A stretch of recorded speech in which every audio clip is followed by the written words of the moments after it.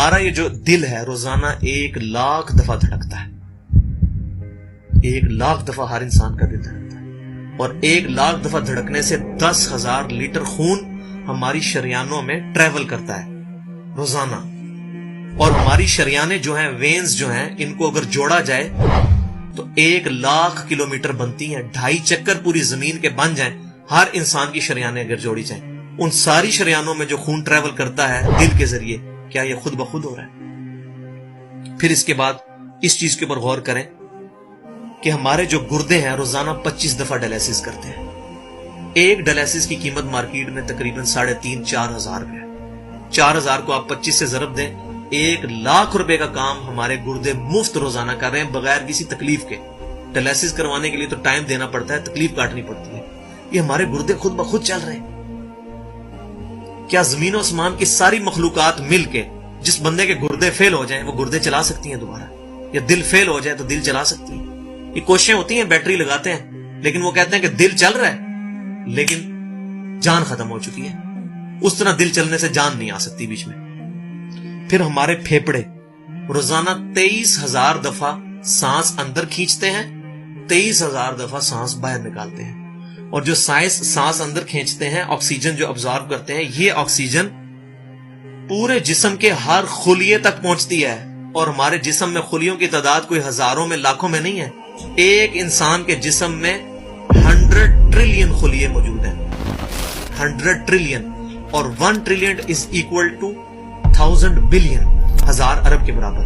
اس کو سمجھانے کے لیے سائنٹسٹ نے یہ ایگزامپل دی ہے کہ اگر انگلینڈ جیسے 30 ملک ہوں اور وہ 30 کے 30 ملک درختوں سے پر ہوں، ہر درخت کے 10,000 پتے ہوں، تو جتنے پتوں کی تعداد بنتی ہے نا، 30 انگلینڈ جیسے ملک مکمل درختوں سے بھرے ہوئے، وہ سارے پتے گنے جائیں، ہر درخت کے 10,000 پتے ہوں، تو یہ 100 ٹریلین فگر بنتا ہے.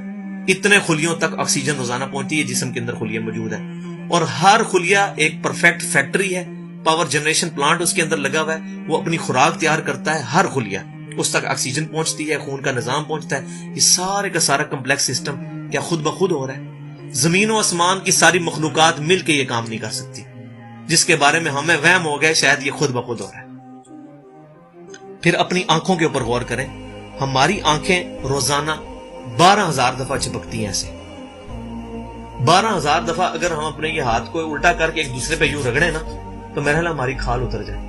اس سے زیادہ نازک چیز ہماری آنکھ ہے. لیکن اس آنکھ کے درمیان ایسا لیکوڈ موجود ہے کہ جو اس آنکھ کو گھسنے نہیں دیتا اور تکلیف نہیں ہوتی. وہ لیکوڈ تھوڑا سا زیادہ ہو جائے تو خام خواہ ہمارے آنسو بہنے شروع ہو جائیں. جیسے ہمارے گلے میں بھی تھوک موجود ہے، یہ تھوڑا سا زیادہ ہو جائے تو رال ٹپکنی شروع ہو جاتی ہے. کئی لوگوں کو آپ دیکھتے ہیں بیماری ہوتی ہے، ایک زیادہ مقدار میں ہو جائے تو رال ٹپک جائے، کم ہو جائے تو ہم بول نہ سکیں، ہمارا گلا خشک ہو جائے.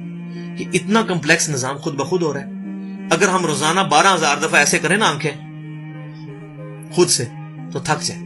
لیکن یہ بلا ارادہ یہ ساری کی ساری چیزیں کسی کنٹرولنگ اتھارٹی نے اس کو ٹائنیسٹ ڈیٹیل تک کنٹرول کیا ہے کہ جو ہمارے اختیار سے باہر خود بخود ہماری آنکھیں چل رہی ہیں. جب کوئی خطرہ سامنے آتا ہے، اندھیری چلتی ہے، نہ چاہتے ہوئے خود بخود ہماری آنکھیں یوں بند ہو جاتی ہیں. پھر اس کے اوپر پلکوں کے اوپر بال ہیں، اور نہ صرف یہ بال، اپنے ناخنوں پر غور کریں. گوشت میں سے ناخن نکل رہے ہیں. یار گوشت کے اندر کون سا مٹیریل ہے جو یہ ناخن باہر نکال رہا ہے؟ یہ گوشت میں سے دانت نکل رہے ہیں، یہ گوشت میں سے گھاس نکل رہی ہے.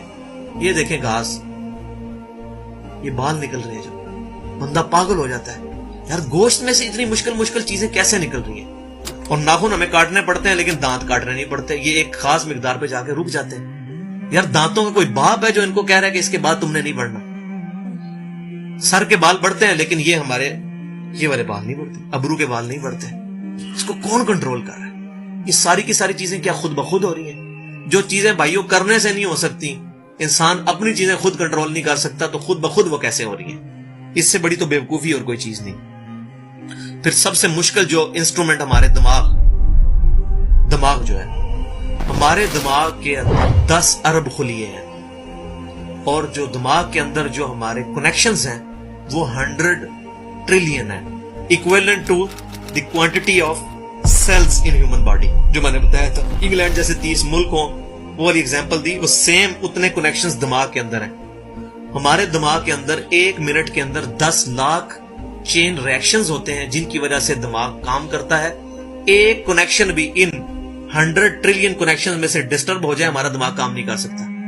इतनी टाइनीस्ट डिटेल तक दिमाग को जो कंट्रोल किया है, ये क्या दिमाग खुद ब खुद अपने आप को कंट्रोल कर रहा है? जमीन और आसमान की सारी मखलूकात मिलके एक बंदे का दिमाग नहीं चला सकती अगर उसका दिमाग खराब हो जाए या कनेक्शन डिस्टर्ब हो जाए। ये अक्सर लोगों को ऐसा मसला होता है कि कहते हैं जी खून आ गया इसको और ये दिमाग जो है इसकी शरीयान फट की, ये हो गया।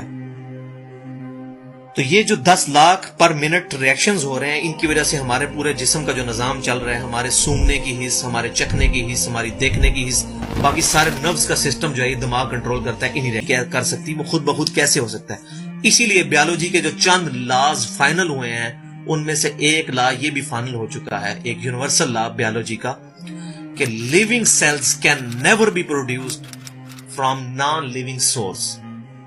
जिंदा जो खुलिये हैं, जिंदा चीज कभी भी मुर्दा चीज से नहीं बनाई जा सकती। जिंदा चीज से ही बनेगी, जिंदगी में से ही जिंदगी बन सकती है। अब खून, दुनिया के सारे केमिकल्स जोड़ लिए जाए, खून नहीं बन सकता।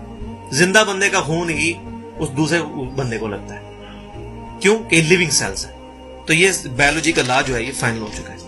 तो अब तक जितनी मैंने डिस्कशन की, ये वो तमाम डिस्कशंस हैं जो आम इंसान, इसमें से मेजॉरिटी चीजें ऐसी हैं कि जो आम इंसान, चाहे आज का इंसान है चाहे 1000 साल पहले का इंसान है, वो इन सारी चीजों को ऑब्जर्व करके एक सुपर कंट्रोलिंग अथॉरिटी तक पहुंच सकता है, और वो अथॉरिटी है अल्लाह।